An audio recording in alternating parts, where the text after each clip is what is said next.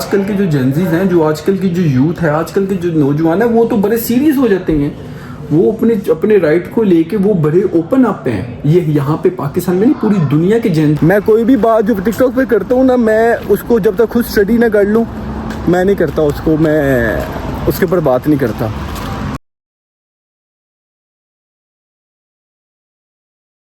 बिस्मिल्लाहिर्रहमानिर्रहीम, अल्लाह के नाम से शुरू करता हूँ जो बड़ा मेहरबान नहायत रहम वाला है।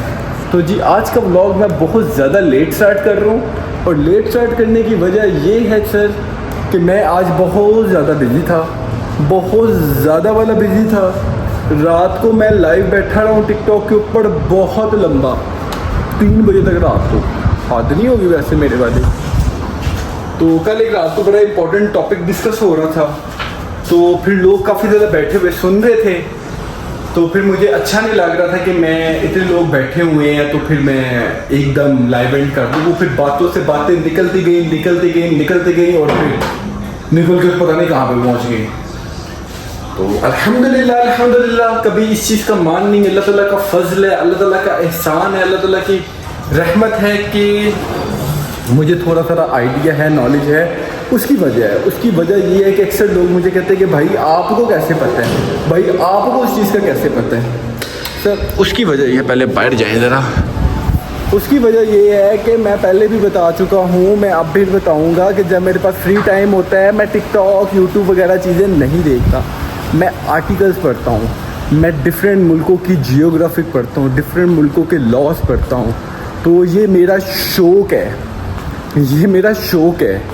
कि मैं जब मेरे पास फ्री टाइम होता है तो मैं करता हूँ। और ये मैं अभी से नहीं कर रहा, बहुत देर से कर रहा हूँ। पहले मैं करता था बहुत ज़्यादा इस्लामिक बुक्स के ऊपर स्टडी, तो फिर वो अभी भी करता हूँ। कोई टॉपिक अगर मुझे नज़र आए कि मुझे लगता है कि ये टॉपिक है, ये तो कभी ज़िंदगी में कभी आप मेरे साथ बैठें, कोई भी टॉपिक इस्लामिक टॉपिक छेड़ लें, तो नॉलेज है, मौलवी नहीं है लेकिन नॉलेज है, अल्हम्दुलिल्लाह बेसिक नॉलेज है जो होना चाहिए बीइंग एज अ मुस्लिम। और ये है मेरा चोर रास्ता। और अभी मैं जा रहा हूँ सर लेने के लिए मज़ेदार किस्म के नान। और अंकल ने कुछ लगता है यहाँ पे नया सेटअप स्टार्ट किया है, कैसा फिर।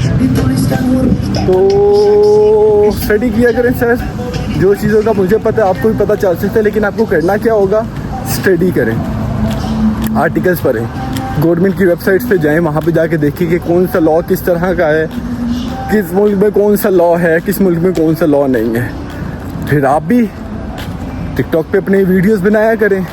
मैं कोई भी बात जो टिकटॉक पे करता हूँ ना, मैं उसको जब तक खुद स्टडी ना कर लूँ, मैं नहीं करता उसको, मैं उसके ऊपर बात नहीं करता।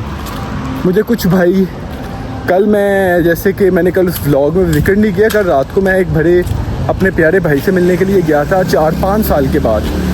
तो वो भी मुझे यही कह रहे थे कि यार तू तरक्की बहुत, तू टिकटॉक के ऊपर बहुत ज़्यादा जा रहा है, बस एक काम करी, तेरे अभी तुझे हेटर नहीं है, तेरे एजेंट ना बनियो। मैंने कहा सर कैसी बात कर रहे हैं मेरे वाले साहब। मैंने कहा पहली बात ये कि मेरा इंटरेस्ट ही नहीं है इन चीज़ों में, मुझे आइडिया नहीं है, नॉलेज ही नहीं ना है कि वीज़े लगते कैसे हैं, क्या प्रोसेस होता है, क्या नहीं।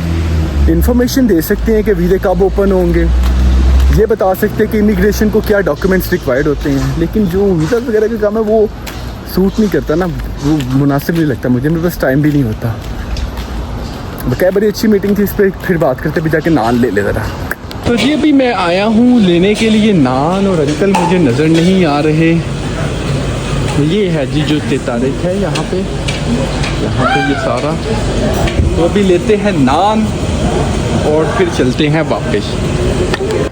तो जी मेरे प्यारे मुल्क के अंदर प्यारा एक नया कानून आ रहा है, 28वीं तरमीम लेके आ रहे हैं। सुनने में ये आया है कि 28वीं तरमीम के मुताबिक जो वोटिंग राइट होगा उसकी एज, वोटर की एज 18 साल से बढ़ा के 25 साल कर दी जा रही है।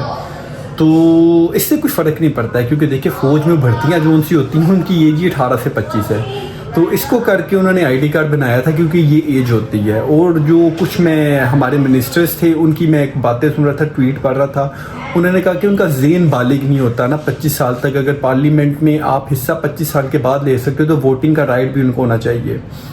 पता नहीं कि कौन लोग हैं, कहाँ से आते हैं ये लोग, कैसी स्टेटमेंट देते हैं।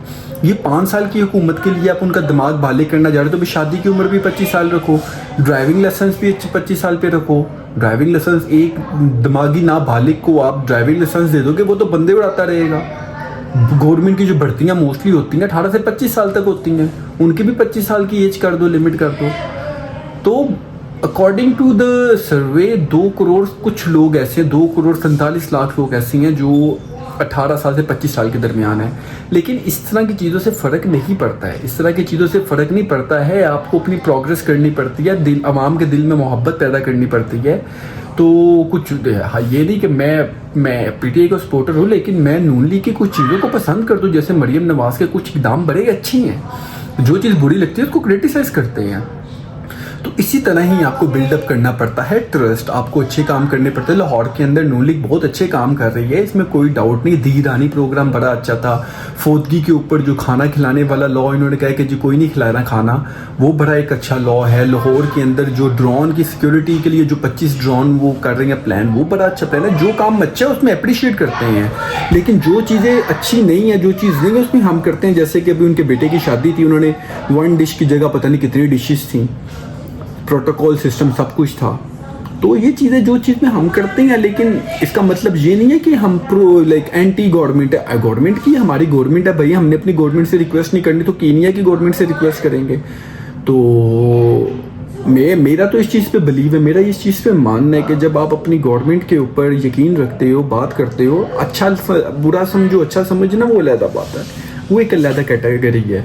लेकिन आपको अब हमारे वज़ीर आज़म है शहबाज शरीफ साहब, तो हमें उनकी बात को देखना पड़ेगा, करना पड़ेगा। इमरान खान की सपोर्ट है भाई, सपोर्ट करते रहेंगे, जब इलेक्शन आएंगे वोट उन्हीं को देंगे।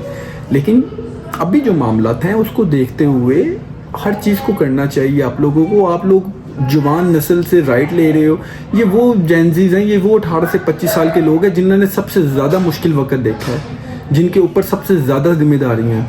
और जो मिनिस्टर्स बात कर रहे हैं कि जी हम भी 18 साल की एज में गुजरे, हमें पता है हम कितने के बालक थे। सर आपके दौर के अंदर पेट्रोल 3 रुपये लीटर था, डॉलर 4-5 रुपये था, और अब देखिए पेट्रोल 300 रुपये लीटर ऑलमोस्ट हुआ हुआ है, डॉलर 300 रुपये ऑलमोस्ट हुआ है। हर चीज़ दुगनी तुगनी है। आपके दौर के अंदर सैलरियाँ 500-600 रुपया हुआ करती थी, अब 2000-3000 होती होंगी। आप बात कर रहे हैं आज से 30-35 साल पहले की बात कर रहे हैं, अब 2025-26 है, 26 एक्चुअली। तो आप लोग थोड़ा सा ये चीज़ें करें, इस तरह चीज़ें बेहतर नहीं होती, इस तरह चीज़ें ख़राब होती हैं यार।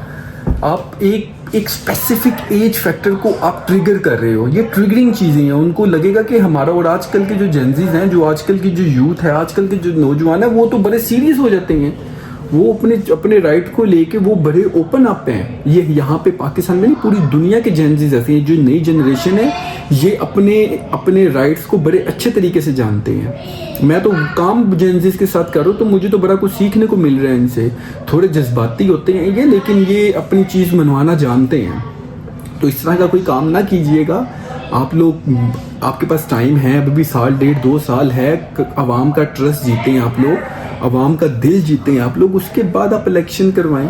इलेक्शन के रिजल्ट तो जो भी होते हैं, जो भी मामला होते हैं, लेकिन इस तरह की चीज़ें नहीं होनी चाहिए, इस तरह की चीज़ें बिल्कुल नहीं होनी चाहिए। आपको अपनी आवाम के ऊपर ट्रस्ट को मेंटेन करना पड़ेगा, बनाना पड़ेगा, फाल करना पड़ेगा, तब भी जाके मामला बेहतर होते हैं।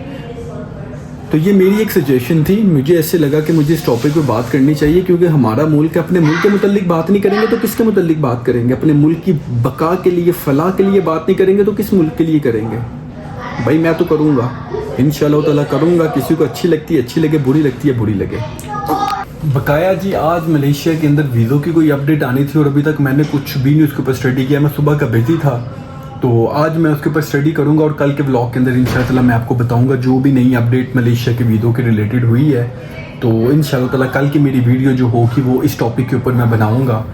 मुझे अगर टाइम मिला तो आज भी मैं बड़ी मुश्किल से टाइम निकाल के वीडियो बना रहा हूँ। तो वो फिर सारी बात है, किसी चीज़ के मतलब में स्टडी करना हो तो आपको टाइम चाहिए होता है। तो इंशाअल्लाह उसके ऊपर स्टडी करेंगे, टाइम निकालेंगे और बनाएंगे। तो तब तक के लिए जी होपफुली आप लोगों ने व्लॉग देखा होगा, आपको अच्छा लगा होगा। तब तक के लिए अल्लाह हाफिज़। जहाँ पे भी रहें खुश रहें, अपनों में रहें, अपनों से प्यार करें, माँ बाप का एहतराम करें, बीवी बच्चों से प्यार करें, नमाज कायम करें। इसी में कामयाबी, इसी में फलाह, यही दीन का स्कूल है। अस्सलाम वालेकुम।